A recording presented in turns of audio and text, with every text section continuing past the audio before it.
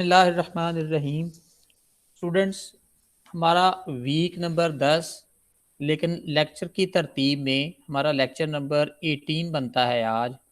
Lecture की screen पे आपको 22 शो हो रहा है, आप इसको इग्नोर कर दें। मैंने आपके मुताबिक बता दिया ये आपका लेक्चर नंबर 18 होगा, जबकि यहाँ पे मेरी तरतीब में ये लेक्चर नंबर 22 है।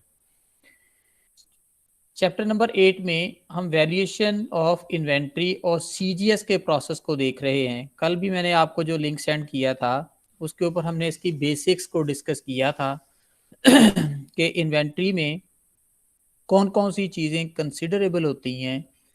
हम इन्वेंट्री वैल्यूएशन जब करते हैं, चूँकि इन्वेंट्री एक बड़ी इंपॉर्टेंट आइटम है, इसको बैलेंस शीट के अंदर under the heading of current assets show किया जाता है।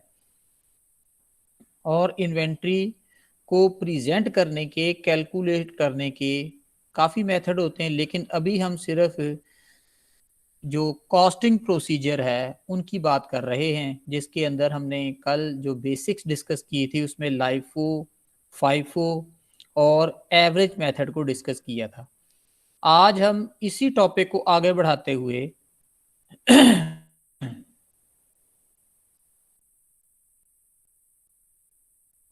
Sir inventory. जी जी बेटा बोलें। सर कल तो लेक्चर हुआ नहीं था।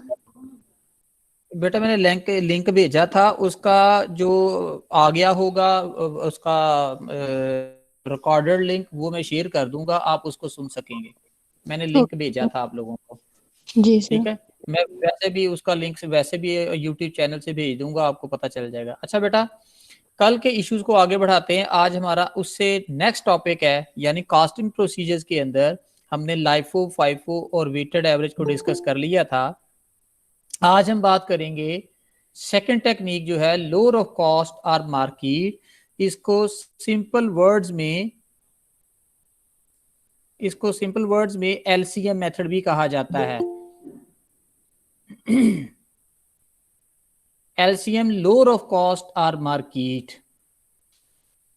तो पहले इसकी बेसिक्स देखते हैं कि लोअर ऑफ कॉस्ट और मार्केट क्या है। ये इन्वेंट्री को प्रेजेंट करने की एक टेक्निक है कि पीरियड एंड पे जो स्टेटेड या स्पेसिफाइड पीरियड होता है, उस पीरियड के एंड में जितनी भी इन्वेंट्री बची हुई होगी, जिसको हम एंडिंग इन्वेंट्री का नेम देते हैं, उसको बैलेंस शीट में प्रेजेंट करना होता है। तो हम इसमें देखेंगे, पहले तो हम इसकी कॉस्ट मालूम कर लेंगे और मार्केट वैल्यू आपको गिवन इंफॉर्मेशन में मौजूद होगी। आप मार्केट वैल्यू, जिसको रिप्लेसमेंट कॉस्ट भी कहा जाता है, उसको, और जो 3 मेथड्स हैं जिसको कि हमने लास्ट लेक्चर में डिस्कस किया था, यानी लाइफो, फाइफो और एवरेज मेथड, उसके तहत आप कंपेयर करते हैं। यानी जो भी कॉस्टिंग मेथड आप इस्तेमाल कर रहे होंगे, आप उस कॉस्ट को और मार्केट वैल्यू को कंपेयर करेंगे। जो वैल्यू कम होगी उस वैल्यू से बैलेंस शीट में इन्वेंट्री को प्रेजेंट कर दिया जाता है। तो पहले ये देखते हैं कि ये मेथड क्या कहता है। When valuing of inventory is lower than it's cost, यानी ये लोअर ऑफ कॉस्ट को उस वक्त इस वैल्यू पे बैलेंस शीट के अंदर इन्वेंट्री को प्रेजेंट किया जाता है जब आपकी मार्केट वैल्यू कॉस्ट से कम होगी, और अगर कॉस्ट कम हो तो फिर कॉस्ट पे ही बैलेंस शीट के अंदर इन्वेंट्री को शो कर दिया जाता है। Companies can write down the inventory to its market value in the period in which price decline occur, यानी कंपनीज क्या करती हैं, जिस पीरियड में इन्वेंट्री की वैल्यू में कमी वाक़ई हो तो उस कमी को उसी पीरियड में ही राइट डाउन किया जाता है। यानी जितनी डिक्रीज आती है वो इन्वेंट्री की वैल्यू में एडजस्ट कर दी जाती है और उसको प्रेजेंट किया जाता है उसी साल के अंदर। नंबर 2, मार्केट वैल्यू क्या चीज है। मार्केट वैल्यू जो इन्वेंट्री की उस वक्त फेयर मार्केट वैल्यू होती है, उसको रिप्लेसमेंट कॉस्ट का भी नाम दिया जाता है। तो इसका मतलब ये हुआ, अगर क्वेश्चन के डेटा में अगर मार्केट वैल्यू का वर्ड यूज ना किया जाए और उसकी जगह पे रिप्लेसमेंट कॉस्ट यूज कर लिया जाए, तो आप इसको इक्वल ट्रीट करेंगे। इसकी जो एग्जांपल्स होंगी वो नेक्स्ट स्लाइड पे हम देखते हैं। अब क्वेश्चन यहाँ पे ये राइज होता है कि ये लोअर ऑफ कॉस्ट, जिसको कि एलसीएम मेथड भी कहा जाता है, यानी लोअर ऑफ कॉस्ट और मार्केट, ये इस्तेमाल कब किया जाता है। तो 2 सूरतें इसकी हो सकती हैं, यानी एलसीएम मेथड हमें यूज उस वक्त करना पड़ता है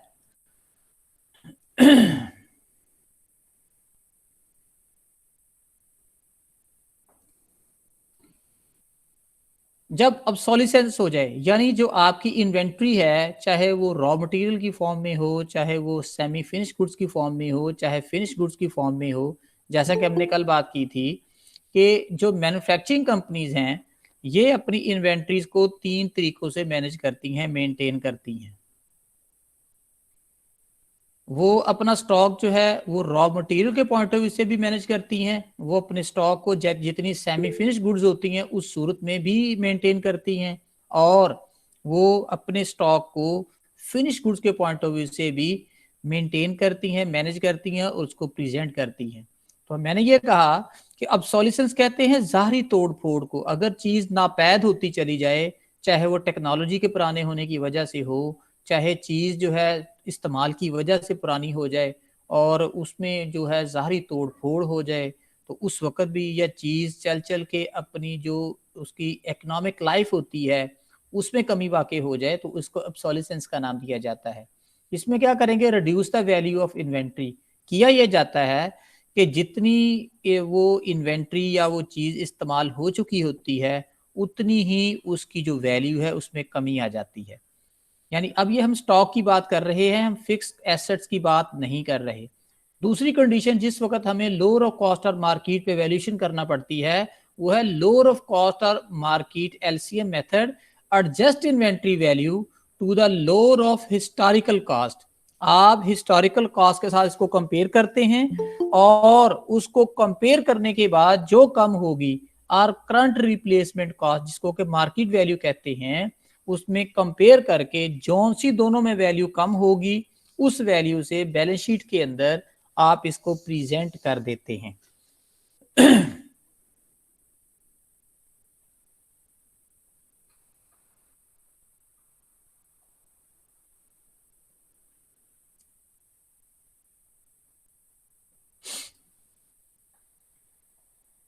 तो अब इसकी हम कुछ एग्जांपल्स देखते हैं। मैं आपके सामने एक क्वेश्चन रखूंगा, एक इलस्ट्रेशन रखूंगा जिसमें कुछ आइटम्स हैं, इलेक्ट्रिकल अप्लायंसेस हैं कि जिनको यूज किया जाता है नॉर्मल कोर्स ऑफ लाइफ के अंदर। उसकी कॉस्ट भी गिवन होगी आपको और मार्केट वैल्यू भी गिवन होगी। आइटम बाय आइटम यानी यूनिट वाइज हम दोनों चीजों का कंपैरिजन करेंगे, कॉस्ट और मार्केट। जैसा कि आपको स्क्रीन पे स्लाइड नंबर 4 नजर आ रही है, इसमें मुख्तलिफ ये मैंने एक टेबल दिया हुआ है, इसमें से हम उसे सिलेक्ट कर लेंगे जौन सी कम होगी। मसलन ये आपके सामने क्वेश्चन की रीडिंग कर रहा हूं, हम इसी मेथड की इम्प्लीमेंटेशन देखते हैं कि लोअर ऑफ कॉस्ट और मार्केट यानी कॉस्ट या मार्केट वैल्यू में से जौन सी कम वैल्यू होगी इसे सिलेक्ट कर लेंगे। ये एक लिस्टेशन दी हुई है। Assume that Kentucky TV has the following lines of merchandise with cost and market values as indicated. ये टेबल के अंदर मुख्तलिफ आइटम शो की हुई हैं, उनकी कास्ट, उनकी मार्केट वैल्यू, और फिर जो हम प्रेफरेंस के पॉइंट ऑफ व्यू से या हमारा जो लॉ है उसके मुताबिक जोन सी कम होगी उसको सिलेक्ट कर लेंगे। तो पहली आइटम जो हमारे पास है फ्लैट स्क्रीन टीवीज हैं जिसकी कॉस्ट 60,000 है जबकि मार्केट में उसकी वैल्यू 55,000 है। तो दोनों में से कम कौन सी हुई, मार्केट वैल्यू, क्योंकि मेथड यही कहता है लोअर ऑफ कॉस्ट और मार्केट दोनों में से जोन सी कम है उसको आप सिलेक्ट कर लेंगे। तो हम यहाँ से मार्केट वैल्यू को सिलेक्ट कर रहे हैं 55,000। इसी तरह सेकंड आइटम आपके पास सैटेलाइट रेडियोज, तो इसकी जो कॉस्ट है वो 45,000 है जबकि मार्केट में उसकी इस वक्त वैल्यू $52,000 है। तो दोनों को अगर कंपेयर करें तो कॉस्ट आपके पास कम है 45,000, हम इसे सिलेक्ट कर लेंगे। थर्ड वन है डीवीडी रिकॉर्डर्स, यानी डीवीडी को रिकॉर्ड करने वाला जो आपके पास आलात या अप्लायंसेस होते हैं, इसकी कॉस्ट बताई हुई है 48,000 जबकि मार्केट में इसकी वैल्यू जो है 45,000 है। तो दोनों को अगर कंपेयर किया जाए तो 45,000 यानी मार्केट वैल्यू कम है, हम मार्केट वैल्यू को यहाँ से सिलेक्ट कर लेंगे। इसी तरह फोर्थ आइटम है डीवीडीज। डीवीडीज में इसकी कॉस्ट दी हुई है 15,000 जबकि मार्केट वैल्यू दी हुई है 14,000। जब दोनों को कंपेयर किया तो इसमें से 14,000 आपको कम नजर आ रही है, आप इसे सिलेक्ट कर लेंगे। अब हमने जब दोनों चीजों में से चूज कर लिया है, हमारे पास जो वैल्यू कम है हमने उसी को प्रेजेंट कर दिया है, इसके अंदर कुछ चीजें, एक या दो आइटम ऐसी हैं जो कि कॉस्ट में कम थी तो हमने उसे सिलेक्ट कर लिया, और दो या तीन आइटम ऐसी हैं जो कि मार्केट वैल्यू जो कम थी उसके मुताबिक सिलेक्ट किया है। तो यहाँ इसके ऊपर हम लिखेंगे लोअर ऑफ कॉस्ट और मार्केट यानी LCM लिखेंगे। यहाँ पे आपको स्पेसिफिकली शो करने की जरूरत नहीं है कि ये कॉस्ट की आइटम थी, ये मार्केट वैल्यू की आइटम है, बल्कि हमने दोनों को ऊपर शो कर दिया। अब इनका जो ग्रैंड सम होगा यानी टोटल इन्वेंट्री वैल्यू जो होगी वो आपके पास इन सबको जमा करने से 1,59,000, और इस वैल्यू को हम अपनी बैलेंस शीट के अंदर प्रेजेंट कर देंगे 1,59,000। तो ये एक मेथड था जिसको कि हम LCM मेथड का नेम देते हैं। LCM मेथड में हमारे पास जो इन्वेंट्रीज हैं उनकी लागत का भी पता होना चाहिए। अगर पता ना हो तो हम 3 मेथड अप्लाई करते होते हैं जिसको कि हम FIFO मेथड, LIFO मेथड और एवरेज मेथड कहते हैं। उसके तहत उसकी कॉस्ट मालूम करते हैं, उनमें से किसी एक को चूज कर लेते हैं एज ए कॉस्ट, जबकि मार्केट वैल्यू आपको क्वेश्चन में गिवन होगी। आपने कॉस्ट और मार्केट वैल्यू को आपस में कंपेयर करना है, जिसकी वैल्यू आपको कम लगेगी कंपैरिजन के बाद आप उसको इस्तेमाल करेंगे। Excuse me sir. जी सर बेटा जल्दी जल्दी CS बोले, क्लास हो रही है। हो रहा है या 2 का? ये दोनों को मैंने दोनों को लिंक भेजा है बेटा, इसकी रिकॉर्डिंग ऑन है, बाद में इसका मैं जो रिकॉर्डेड लिंक क्वेश्चन है वो भी ऐड कर दूंगा, तो दो जिसका भी होगा वो आप उस पर सुन सकेंगे, क्योंकि इस वीक में लेट क्लास शुरू हुई है तो मैं चाहता हूं कि आपका टाइम ज़ाया ना हो। तो इस तरह से बेटा हमने इस मेथड की इम्प्लीमेंटेशन सीख ली कि लोअर ऑफ कॉस्ट और मार्केट को कैसे यूज किया जाता है और कंपैरिजन करते हुए किन दो चीजों को कंपेयर करते हैं। आगे बढ़ते हैं जी।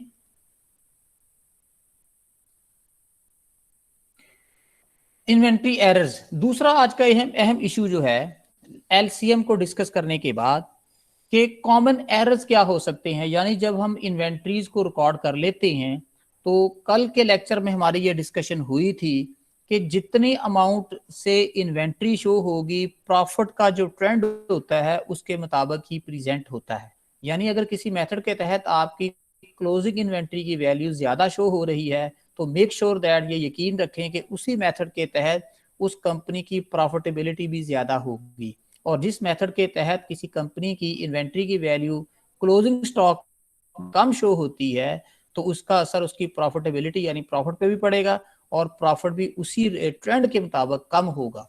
तो ये हम आगे जाके देखेंगे भी, आपको मजीद इसमें ये प्रैक्टिस नजर आएगी।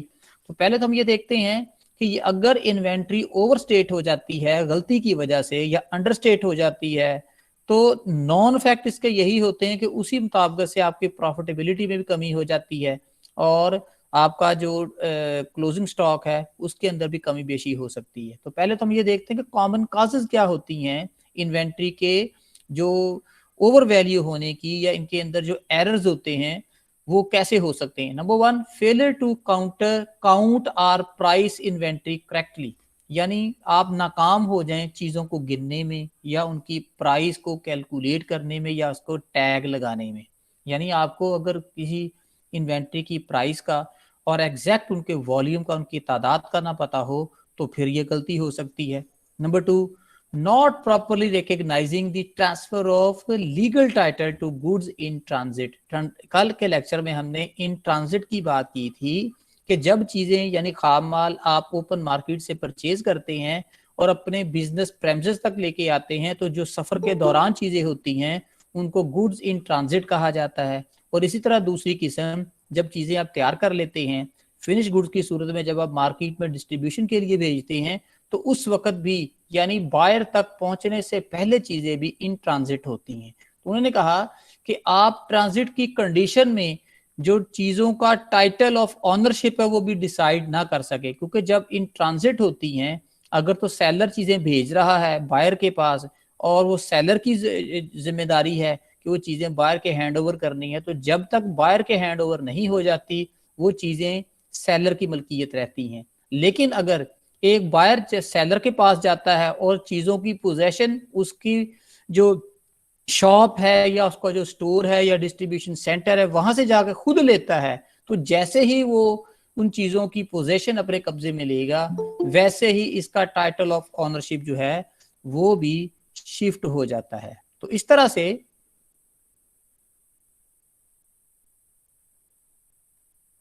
जब तक टाइटल ऑफ ऑनरशिप डिसाइड ना हुआ हो उस वक्त तक भी इन्वेंट्री की जो मलकियत वाजे नहीं होती। मलकियत वाजे ना होने की वजह से आपको पता नहीं होता कि हमने इसको कहाँ पे रिकॉर्ड करना है, और जब आपको ये नहीं पता हो कहाँ पे रिकॉर्ड करना है तो इन्वेंट्री की वैल्यूएशन में गलती हो जाती है।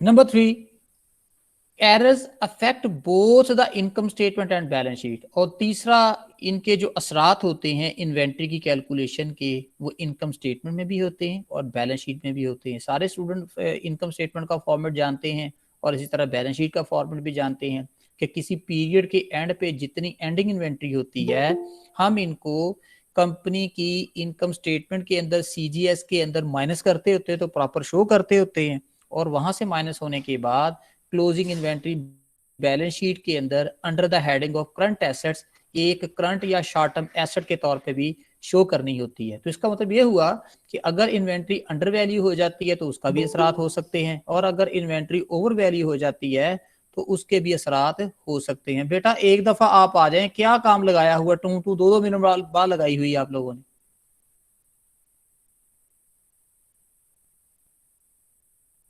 तो हम अगर इसकी समरी बनाएं इस चीज की कि जो इन्वेंट्री के जो एरर्स हैं यानी इनकी अंडर वैल्यूएशन है, जाहिर सी बात है अगर किसी इन्वेंट्री को रिकॉर्ड करना था आपने रिकॉर्ड नहीं कर सके तो वो इन्वेंट्री अंडर वैल्यू हो गई। और अगर किसी इन्वेंट्री को आपने इशू कर दिया था और इन्वेंट्री को डिक्रीज करना था और डिक्रीज करना आप भूल गए हैं तो इसका मतलब है कि इन्वेंट्री ओवर वैल्यू हो गई है। तो दोनों सूरतों में हमें देखने की जरूरत है कि इसके असरात क्या हो सकते हैं। तो हम इसको दो हिस्सों में तकसीम करते हैं। पहला हिस्सा तो हम बनाते हैं बिगिनिंग इन्वेंट्री का, यानी अगर बिगिनिंग इन्वेंट्री वो अंडरस्टेट हो जाए तो इस सूरत में इनकम जो होती है वो आपकी ओवरस्टेट हो जाती है। इसी तरह जब बिगिनिंग इन्वेंट्री जो है आपके पास ओवरस्टेट हो जाती है, ज्यादा शो हो जाती है, तो जाहिर सी बात है कि इनकम जो है फिर अंडरस्टेट हो जाएगी। इसका मतलब ये हुआ कि इन्वेंट्री के बढ़ने का जो इम्पैक्ट होता है इनकम के ऊपर वो इनवर्स होता है। यानी अगर हम इन्वेंट्री को कम वैल्यू से शो करेंगे बिगिनिंग इन्वेंट्री को, तो आपकी जो इनकम है ये ओवरस्टेट हो जाएगी, ज्यादा शो हो जाएगी। लेकिन अगर हम इन्वेंट्री को ज्यादा अमाउंट से शो कर देते हैं तो इनवर्सली इसका जो इफेक्ट है नेट इनकम के ऊपर, नेट इनकम आपकी अंडरस्टेट हो जाएगी। इसी तरह अगर हम एंडिंग इन्वेंट्री की बात करते हैं, एंडिंग इन्वेंट्री अगर आपकी अंडरस्टेट हो जाती है तो आपकी इनकम जो है वो भी अंडरस्टेट होगी। जैसा कि मैंने लेक्चर की इंट्रो में शुरू में बताया कि there is a direct relation between profitability of the company and the ending balance of inventory. यानी जो क्लोजिंग इन्वेंट्री होती है उसका ट्रेंड वही होता है जो प्रॉफिट का ट्रेंड होता है। यानी अगर एंडिंग इन्वेंट्री कम शो हुई है तो इनकम भी कम शो हो जाएगी, लेकिन एंडिंग इन्वेंट्री अगर ज्यादा शो होती है तो फिर नेट इनकम भी आपकी ज्यादा शो हो जाएगी। तो ये चीजें आपने याद रखनी है। नॉर्मली बैलेंस शीट के अंदर जो इन्वेंट्री शो की जाती है वो क्लोजिंग इन्वेंट्री होती है, जबकि बिगिनिंग इन्वेंट्री जो होती है वो इनकम स्टेटमेंट के अंदर जो सीजीएस का पार्ट होता है उसमें ओपनिंग इन्वेंट्री के तौर पे इसको लिया जाता है। तो यहाँ पे जो इनके असरात हैं इनको जरा आप जहन में रखेंगे। इन्वेंट्री कॉस्टिंग, पहले मरहले पे हम ये देखते हैं कि इन्वेंट्री के अंडर वैल्यू होने की सूरत में या ओवर वैल्यू होने की सूरत में सीजीएस पे क्या असर पड़ सकता है। जाहिर सी बात है कि अगर कॉस्ट ऑफ गुड सोल्ड ज्यादा शो हो जाती है तो इनकम फिर कम शो हो जाएगी, लेकिन अगर सीजीएस कम शो होती है तो फिर इन्वेंट्री इसकी जो उस पीरियड की जो इनकम होगी वो ज्यादा शो होगी।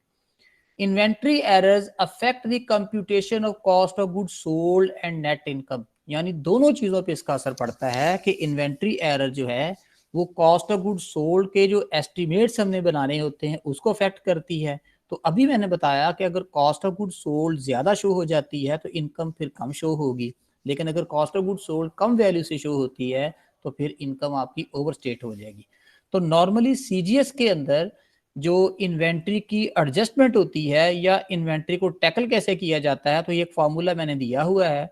Beginning inventory plus cost of goods purchase, यानी जितनी भी आप ड्यूरिंग द पीरियड परचेजेस करते हैं उनको बिगिनिंग इन्वेंट्री जो कि ऑलरेडी आपके पास होती है उसमें प्लस कर दिया जाता है, और जबकि एंडिंग इन्वेंट्री जो कि एक पीरियड के एंड पे बचनी होती है या बचाई होती है उसको उसमें से माइनस कर दिया जाता है। तो जो रिजल्टेंट फिगर आपके पास आती है उसको कॉस्ट ऑफ गुड्स सोल्ड कहते हैं। यानी इसका मतलब ये हुआ कि कॉस्ट ऑफ गुड्स सोल्ड का फार्मूला ये होता है या उसकी इक्वेशन ये होती है beginning inventory plus cost of goods purchased minus ending inventory. तो इसको सॉल्व करने से आपके पास कॉस्ट ऑफ गुड्स सोल्ड आ जाती है।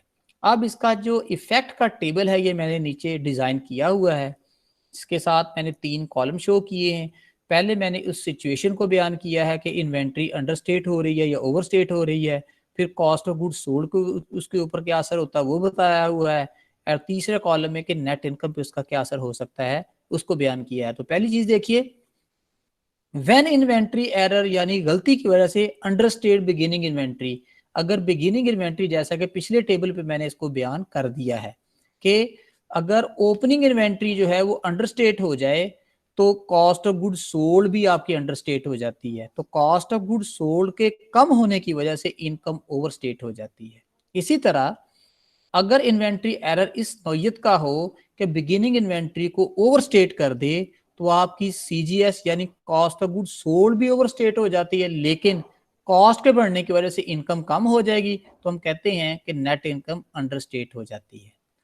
थर्ड वन कंडीशन ये है, यानी हम एंडिंग इन्वेंट्री के पॉइंट ऑफ व्यू से बात करते हैं, अगर एंडिंग इन्वेंट्री अंडरस्टेट हो जाए तो फिर आपकी जो कॉस्ट ऑफ गुड्स सोल्ड है वो ओवरस्टेट हो जाती है, और कॉस्ट ऑफ गुड्स सोल्ड के ओवरस्टेट होने की वजह से नेट इनकम अंडरस्टेट हो जाती है। तो ये वही डायरेक्ट रिलेशन है, यानी जैसे ही एंडिंग इन्वेंट्री कम हुई है आपकी इनकम भी अंडरस्टेट हो गई है। लेकिन इसी तरह फोर्थ कंडीशन देखें, जैसे ही एंडिंग इन्वेंट्री ओवरस्टेट हुई है, ज्यादा हो गई है, तो इसका इंपैक्ट आपको इनकम पे भी नजर आ रहा है कि इनकम भी ओवरस्टेट हो जाएगी। तो ये पिछली स्लाइड पे मैंने ये चीज को बयान किया भी है कि बिगिनिंग इन्वेंट्री का जो इम्पैक्ट होता है इनकम के ऊपर वो अपोजिट होता है, उलट होता है, लेकिन एंडिंग इन्वेंट्री का जो इम्पैक्ट होता है नेट इनकम के ऊपर वो डायरेक्ट होता है। यानी अगर एंडिंग इन्वेंट्री कम होती है तो प्रॉफिट भी कम हो जाएगा, यानी नेट इनकम भी कम हो जाएगी। लेकिन अगर एंडिंग इन्वेंट्री बढ़ जाती है, ओवरस्टेट हो जाती है, तो आपकी जो इनकम है वो भी ओवरस्टेट हो जाएगी। और दो ही सूरतें होती हैं, कॉस्ट के बढ़ने से इनकम कम हो जाती है, कॉस्ट के कम होने से इनकम बढ़ जाती है। तो ये दो सूरतें आपने याद रखनी है। इन्वेंट्री कॉस्टिंग क्या है? Income statement effects. Inventory errors affect the computation of cost of goods sold and net income in 2 periods.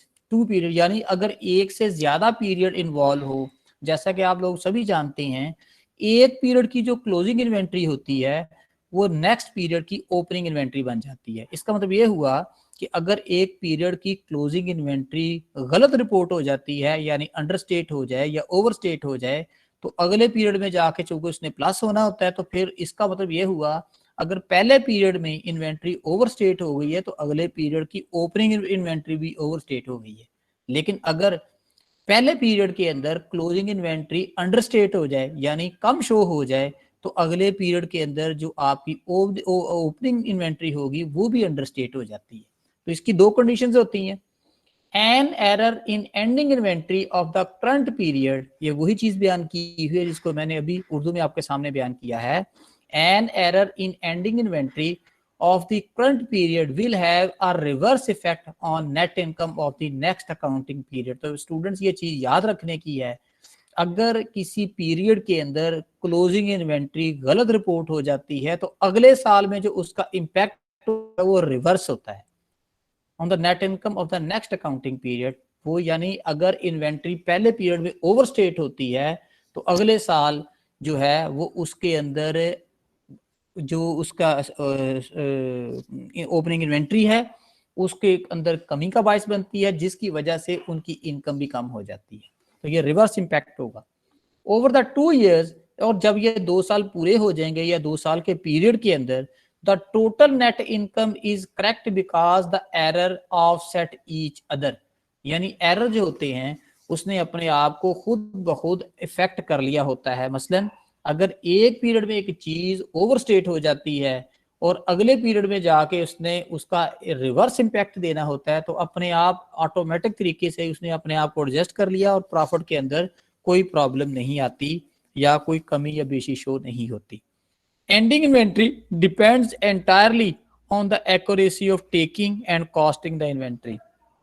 Inventory ending inventory की जो कैलकुलेशन होती है प्योरली इस चीज पे डिपेंड करती है कि आपने जिन चीजों को कंसिडर किया है बिहाइंड दैट क्या रूल्स आपने यूज किए हैं। अगर आपने रूल्स को अच्छे तरीके से इस्तेमाल कर लिया है और अकॉर्डिंग टू प्रोसीजर यूज कर लिया है तो फिर गलती नहीं होती। जहां पे आप चीजों को इग्नोर करते हैं, चाहे चीजों की नेचर को मानते हुए या चीजों की गिनती करते हुए आपसे गलती हो जाए, फिर तो ये एक जेन्युइन नौयत के एरर्स हो सकते हैं।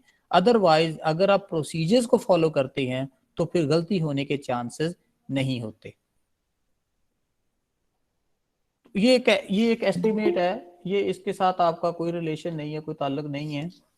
तो हम अगली स्लाइड पे चलते हैं। इन्वेंट्री कॉस्टिंग, बैलेंस शीट पे इसके इम्पैक्ट्स क्या होते हैं। जैसा कि मैंने अभी बताया कि इनकम स्टेटमेंट के जो इफेक्ट्स हो सकते हैं इन्वेंट्री के गलत होने के या ज्यादा होने के, यानी अंडरस्टेट होने के या ओवरस्टेट होने के। इसी तरह चूंकि इन्वेंट्री ने दो जगहों पर रिपोर्ट होना होता है, ये कॉस्ट ऑफ गुड्स सोल्ड का भी हिस्सा होती है, वहां पे ये अवेलेबल इन्वेंट्री में से माइनस हो जाती है और इनकम स्टेटमेंट यानी सीजीएस के पार्ट में से ये माइनस होने के बाद बैलेंस शीट में जाके करंट एसेट्स का हिस्सा बन जाती है। तो अगर एक जगह पे गलती हो रही है तो ये डेफिनेट सी बात है कि दूसरी जगह पे भी कोई गलती हो रही होगी। तो हमने पहले मरहले पे तो इस चीज को डिस्कस कर लिया है कि इसके असरात इनकम स्टेटमेंट पे क्या हो सकते हैं। अब हम ये देखेंगे कि इसके असरात बैलेंस शीट पे क्या हो सकते हैं। Effects of inventory errors on the balance sheet is determined by using basic accounting equation। ये वही अकाउंटिंग इक्वेशन है जो कि आपको पेपर में भी दी थी और हमने इस टॉपिक के मतलब जब हमने अकाउंटिंग का सब्जेक्ट स्टार्ट किया था तो उस वक्त भी हमने बात की थी कि अकाउंटिंग इक्वेशन क्या होती है। Assets is equal to liability plus owner equity. ये नीचे एक ब्लॉक के अंदर देखें, सेकंड कॉलम, थर्ड कॉलम और फोर्थ कॉलम की सूरत में मैंने अकाउंटिंग इक्वेशन दी हुई है, यानी assets is equal to liabilities plus एक ऑनर इक्विटी। तो इस चीज के असरात उसके ऊपर भी होंगे। पहले मैं वही फार्मूला दोबारा से एक्सप्लेन कर रहा हूं कि जिसमें सीजीएस को कैलकुलेट किया जाता है और लास्ट स्लाइड पे हमने इसको डिस्कस भी किया कि जो बिगिनिंग इन्वेंट्री होती है उसमें कॉस्ट ऑफ गुड्स परचेज को प्लस कर दिया जाता है। प्लस करने के बाद जो रिजल्टेंट फिगर होती है उसको हम कहते हैं cost of goods available for sale, और उसमें से जब एंडिंग इन्वेंट्री जो कि टारगेट के मुताबिक आपने बचानी होती है इसको अगर माइनस कर दिया जाए तो आपके पास जो रिजल्टेंट फिगर होगी उसको कॉस्ट ऑफ गुड्स सोल्ड का नाम दे दिया जाता है। तो अब दो चीजें होंगी, इन्वेंट्री ने चूंकि under the heading of balance sheet के अंदर under the heading of current asset show होना होता है। एंडिंग इन्वेंट्री एरर अगर ओवरस्टेटेड हो, अगर क्लोजिंग इन्वेंट्री ज्यादा शो हो जाए, एसेट जो है फिर ओवरस्टेट हो जाता है क्योंकि उतनी ही वो जो इन्वेंट्री होगी वो बैलेंस शीट के अंदर एसेट में ज्यादा शो हो जाएगी, जबकि लायबिलिटी के ऊपर इसका कोई इफेक्ट नहीं होता। लेकिन एसेट के ज्यादा होने की वजह से चूंकि बैलेंस शीट की दोनों साइडें बराबर होती हैं तो फिर ओनर इक्विटी यानी प्रॉफिट ज्यादा शो होने की वजह से इसका जो इम्पैक्ट है ना, ये स्टूडेंट जरा समझने की जरूरत है कि जो इन्वेंट्री होती है, जैसा कि मैंने लेक्चर के स्टार्ट में कहा कि क्लोजिंग इन्वेंट्री का जो असर है वो प्रॉफिटेबिलिटी पे होता है। अगर क्लोजिंग इन्वेंट्री ज्यादा रिपोर्ट हो जाती है तो आपका प्रॉफिट भी ज्यादा रिपोर्ट हो जाएगा। अगर आपकी जो इन्वेंट्री है वो कम रिपोर्ट हो जाती है तो प्रॉफिट भी कम रिपोर्ट होगा। तो पहला केस हमने यही कह दिया कि जो किसी भी साल में इनकम स्टेटमेंट की जो प्रॉफिट फिगर जो कि उसकी रिजल्टेंट फिगर होती है उसको हम बैलेंस शीट पे इक्विटी के अंदर प्लस करते हैं जाके, अगर लॉस हो तो उसको माइनस किया जाता है। तो इसी तरह आपने यहाँ देख लेना है कि अगर तो इन्वेंट्री ओवरस्टेट हो जाती है, जाहिर तौर बात है कि इन्वेंट्री ने एसेट का हिस्सा बनना होता है तो एसेट ओवरस्टेट हो जाएंगे, जबकि इन्वेंट्री के ओवरस्टेट होने से प्रॉफिट बढ़ गया तो इक्विटी के अंदर वो प्रॉफिट जमा हो जाता, ज्यादा जमा हो जाएगा तो इक्विटी भी आपकी ओवरस्टेट हो जाएगी। लेकिन इसके अगेंस्ट अगर आपकी एंडिंग इन्वेंट्री अंडरस्टेट हो जाती है तो जाहिर तौर पर बात है, अंडरस्टेट का मतलब है कम वैल्यू से रिपोर्ट हुई है, तो बैलेंस शीट के अंदर ये करंट एसेट्स में भी कम वैल्यू से रिपोर्ट होगी। तो अगर आपकी क्लोजिंग इन्वेंट्री कम वैल्यू से रिपोर्ट होती है तो फिर प्रॉफिट भी कम वैल्यू से रिपोर्ट होगा। तो कम वैल्यू इक्विटी में जाएगी। तो इसका मतलब यहाँ पे ये हुआ कि इन्वेंट्री की अंडर स्टेटमेंट या ओवर स्टेटमेंट का डायरेक्ट इम्पैक्ट होता है कंपनी के एसेट्स पे और कंपनी की ऑनर इक्विटी पे। यानी जिस सूरत में आपका जो स्टॉक है वो ओवरस्टेट हो रहा है तो एसेट भी ओवरस्टेट हो रहे हैं और इक्विटी भी ओवरस्टेट हो रही है। लेकिन अगर आपकी इन्वेंट्री अंडरस्टेट हो रही है यानी कम वैल्यू से रिपोर्ट हो रही है तो आपके एसेट्स भी अंडरस्टेट हो रहे हैं और ऑनर इक्विटी भी जो है वो अंडरस्टेट हो रही है। तो इस फर्क को समझने की जरूरत है, क्योंकि बैलेंस शीट के अंदर आप देखेंगे और देखें, मैंने एक चीज बताई थी कि जो आपकी अकाउंटिंग इक्वेशन होती है उसने हमेशा एक दूसरे के बराबर रहना होता है। तो हम यहाँ पे ये इसको ऑब्जर्व भी कर रहे हैं कि जिस वक्त एसेट ओवरस्टेट हो रहे हैं यानी बढ़ रहे हैं, ऑनर इक्विटी भी बढ़ रही है, तो बैलेंस शीट फिर भी इक्वल है। इसी तरह अगर एसेट अंडरस्टेट हो रहे हैं तो ऑनर इक्विटी भी आप देख रहे हैं कि अंडरस्टेट हो रही है। तो इस सूरत से ये चीज समझने में आपके लिए आसानी हो गई है कि जो बैलेंस शीट पे इसका इम्पैक्ट होता है इन्वेंट्री के एरर का, उसने हर सूरत में अपने आप को मेंटेन करना होता है। यानी अगर एसेट साइड पे कोई चीज ऐड हो रही है तो इक्विटी साइड पे भी एक चीज को ऐड होना चाहिए, और अगर एसेट साइड से कुछ चीज कम हो रही है, माइनस हो रही है, तो फिर ऑनर इक्विटी और कैपिटल यानी लायबिलिटी साइड पे भी एक चीज को माइनस होना चाहिए। तो ये शर्त होती है जो आपको बेसिक अकाउंटिंग या बिजनेस इक्वेशन सिखाई जाती है उसको कैलकुलेट करने की। स्टेटमेंट ऑफ प्रेजेंटेशन या स्टेटमेंट प्रेजेंटेशन एंड एनालिसिस, यानी जब हम इन चीजों को स्टेटमेंट्स बनाते हुए रिपोर्ट करना चाहते हैं, आपके लेवल पे दो किस्म की स्टेटमेंट जो आपके सिलेबस का हिस्सा है, एक फाइनेंशियल स्टेटमेंट जिसको इनकम स्टेटमेंट कहा जाता है और दूसरी फाइनेंशियल स्टेटमेंट जिसको स्टेटमेंट ऑफ फाइनेंशियल पोजीशन या बैलेंस शीट का नाम दिया जाता है, उसे कहते हैं।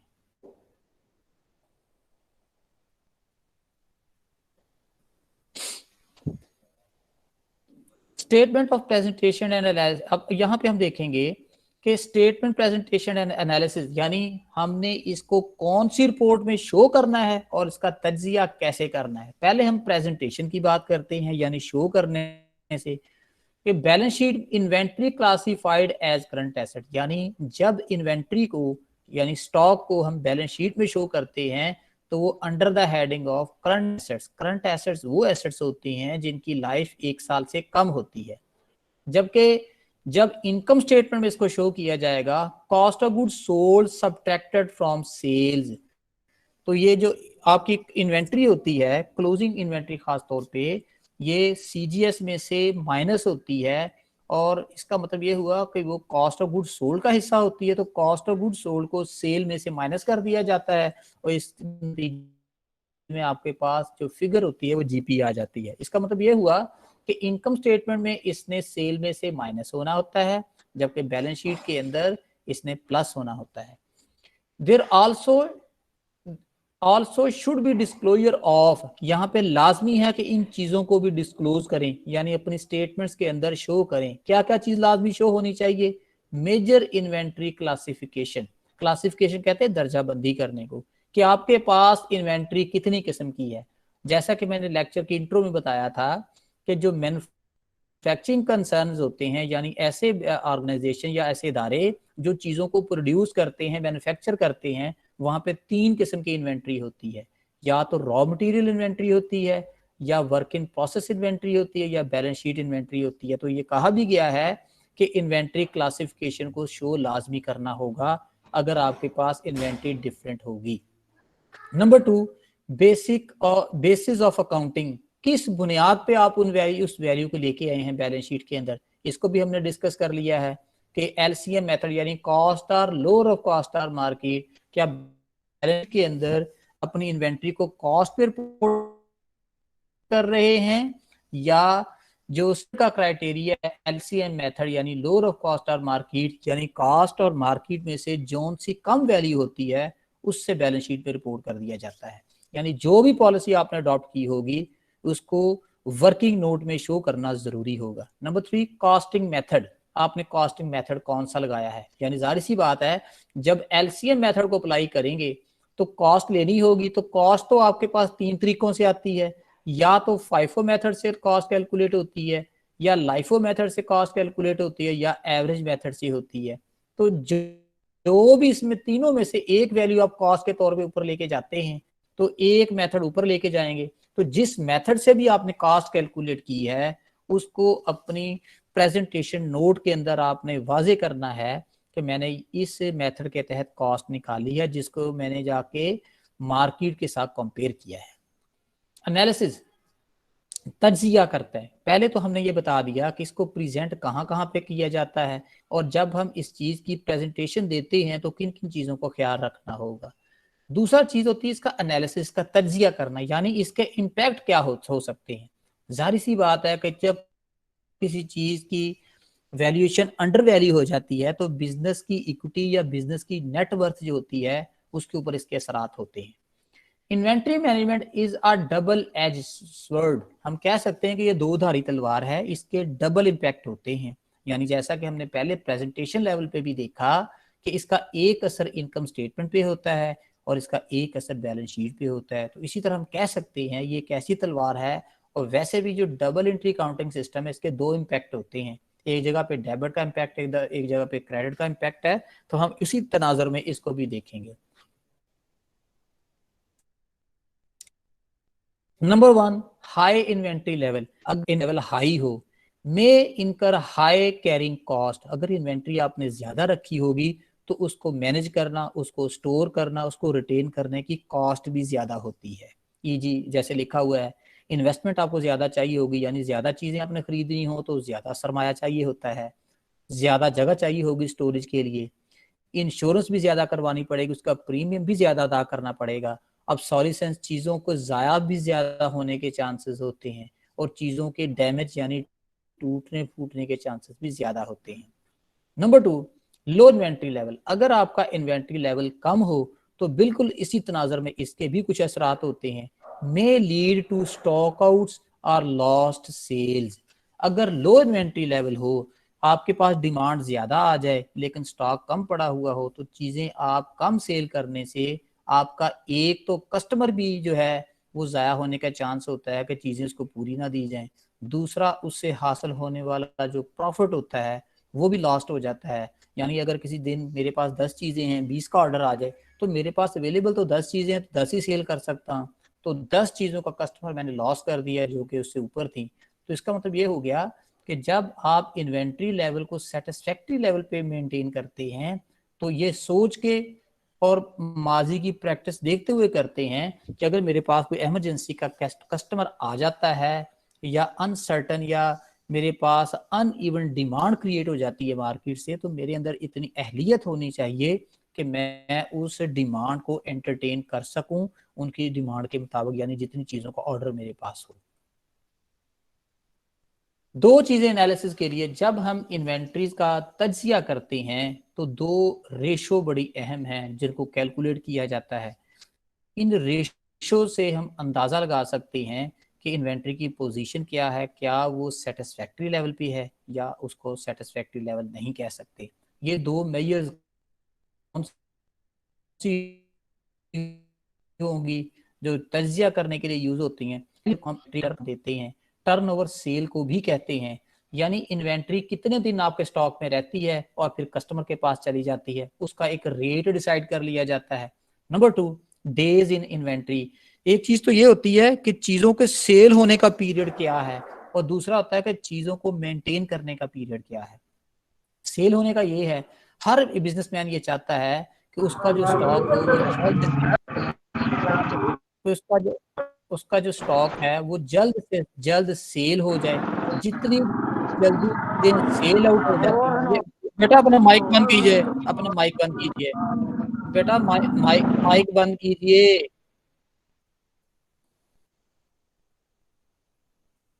हर बिजनेसमैन की ये कोशिश होती है कि उसकी जो चीजें स्टॉक में रखी हुई हैं जल्द से जल्द सेल हो जाएं।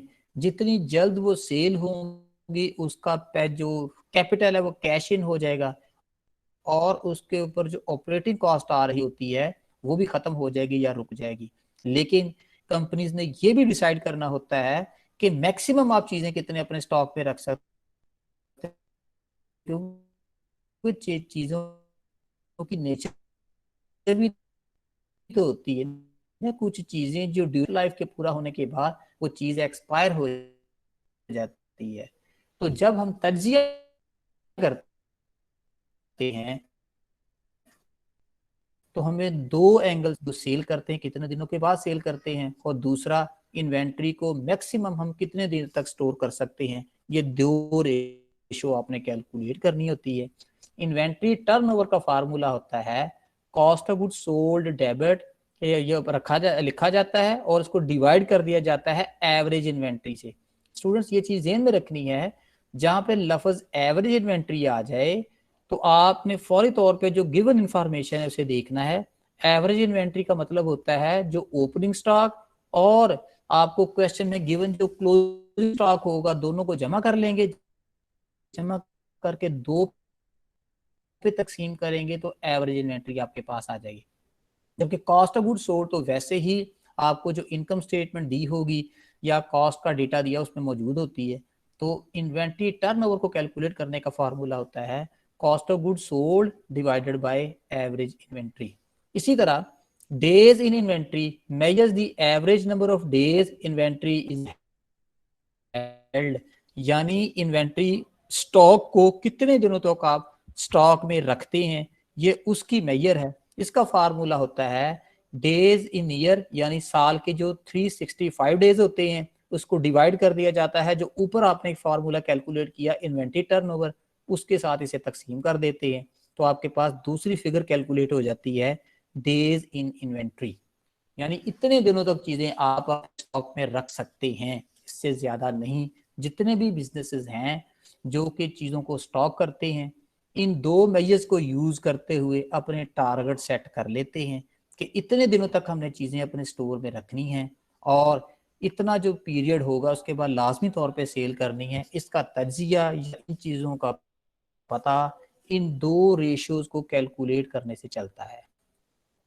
अब हम इसकी एक छोटी सी एग्जाम्पल करते हैं जिससे आपको समझ आ जाएगी कि इसको कैलकुलेट कैसे करते हैं। ये मैं आपके सामने स्लाइड नंबर 12 पे एक इलस्ट्रेशन पेश कर रहा हूँ। Walmart reported in its 2010 annual report a beginning inventory of 34,511 million, यानी उसने अपने अकाउंटिंग रिकॉर्ड के अंदर 2010 में ओपनिंग इन्वेंट्री को जो रिपोर्ट किया उसकी वैल्यू थी 34,511 million, and ending inventory of 33,160 million, जबकि क्लोजिंग इन्वेंट्री जो उसने अपने रिपोर्ट में शो की वो 33,160 मिलियन थी। And cost of good sold for the year ended January 31, 2010, जबकि जो कॉस्ट ऑफ गुड सोल्ड यानी जो CGS दी हुई थी वो 31,000 ये था 3 लाख जनवरी 31 2010 जी 3,04,657 मिलियन। तो CGS जो थी काफी ज्यादा अमाउंट शो हुई थी। The inventory turnover formula and computation of Walmart are shown below, यानी एवरेज इन्वेंट्री कैलकुलेट कैसे हुई ये फार्मूला लिखा हुआ है, जैसा कि पिछली स्लाइड पे मैंने बयान भी किया। इन्वेंट्री टर्नओवर का फार्मूला होता है cost of goods sold divided by average inventory. अब जो हमने क्वेश्चन देखा है उसमें ओपनिंग इन्वेंट्री भी गिवन है, क्लोजिंग इन्वेंट्री भी गिवन है, तो हम पहले उसकी एवरेज लेंगे। तो यहाँ पे देखिए हमने कॉस्ट ऑफ गुड सोल्ड जो कि यहाँ पे 3,04,657 लिखी हुई, इसको ऐसे ही यहाँ पे लिख लिया और उसको डिवाइड कर रहे हैं एवरेज इन्वेंट्री से। एवरेज इन्वेंट्री कैसे आई, ओपनिंग जो कि 34,511 मिलियन और क्लोजिंग इन्वेंट्री 33,160 मिलियन, दोनों को जमा करके दो पे तकसीम किया हुआ है। तो दोनों को जमा करके दो पे तकसीम करने से जो आंसर आएगा उस आंसर ने कॉस्ट ऑफ गुड सोल्ड को डिवाइड कर देना है, जो कि 9 टाइम्स आंसर आपके पास आ गया। तो इस तरह से इन्वेंट्री टर्नओवर जो रेशियो है आपके पास कैलकुलेट होगी 9 टाइम्स। 9 टाइम्स मींस 9 गुना। अब अगली जो रेशियो हमारे पास, जैसा कि पिछले मैंने स्लाइड पे बयान की, डेज इन इन्वेंट्री, हमने ये भी तज्जिया करना होता है कि चीजें कितनी देर आपके स्टॉक में रही। तो इसका फॉर्मूला होता है इन जो आपने 365 डेज जो एक साल के जो दिन आपके पास होते हैं, स्टूडेंट मेक श्योर दैट यहाँ पे वर्किंग डेज नहीं देखने, हमने total days of a year देखने हैं। वर्किंग डेज किसी भी साल में 273 होते हैं, क्योंकि सीधी सीधी सी बात है कि एक साल के अंदर 52 तो आपके संडे होते हैं जो कि छुट्टी होती है, इसी तरह कुछ आपके हॉलीडेज आ जाते हैं कोई पब्लिक इवेंट्स आ जाते हैं जिसकी छुट्टी होती है, इन सबको मिला लिया जाए तो तकरीबन 273 वर्किंग डेज बनते हैं एक साल के अंदर, बाकी छुट्टियां होती हैं। लेकिन जब आपने डेज इन इन्वेंट्री को कैलकुलेट करना है तो मैंने फार्मूले के अंदर भी लिख दिया है, आपने 365 डेज जो कि एक ईस्वी साल के अंदर, जो जिसको हम अंग्रेजी महीना कहते हैं, इसमें 365 डेज होते हैं, इसको डिवाइड कर देंगे इन्वेंट्री टर्नओवर के साथ, तो ये आपके पास आंसर आ जाएगा 40.6। यानी आपका जो आंसर है 365 डिवाइडेड बाय जब 9 करेंगे तो आंसर आ जाएगा 40.6 डेज। इसका मतलब क्या हुआ, this is the approximate time that it takes a company to sell the inventory. यानी एक कंपनी अपने स्टॉक को सेल करते हुए तकरीबन 40.6 दिन तक अपने स्टॉक में रखते हैं। क्योंकि ये 0.6 आ गया 40.6, तो हम इसको अप्रोक्सीमेटली 41 डेज कह सकते हैं। यानी सेल करते हुए जो कंपनी है वो स्टॉक को तकरीबन 41 दिन अपने वेयर हाउस में रखती है, तो उसके बाद चीज सेल होती है। और इसी तरह जो ऊपर वाला फार्मूला क्या बयान कर रहा है कि कॉस्ट ऑफ गुड सोल्ड को जब हमने एवरेज इन्वेंट्री से डिवाइड कर दिया तो हमें पता चला कि जो हमारी क्लोजिंग इन्वेंट्री एवरेज की सूरत में पड़ी हुई है वो टोटल सीजीएस का तकरीबन 9वां हिस्सा है। यहाँ से यही चीज शो हो रही है कि जो हमारी क्लोजिंग इन्वेंट्री है total cost of good sold का 9th पार्ट है, 9वां हिस्सा है। तो स्टूडेंट्स आज के जो इशू थे, हमने आज के जो लेक्चर के लिए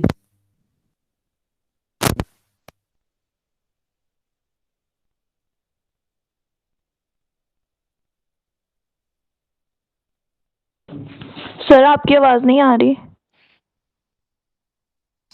सर आपकी आवाज नहीं आ रही।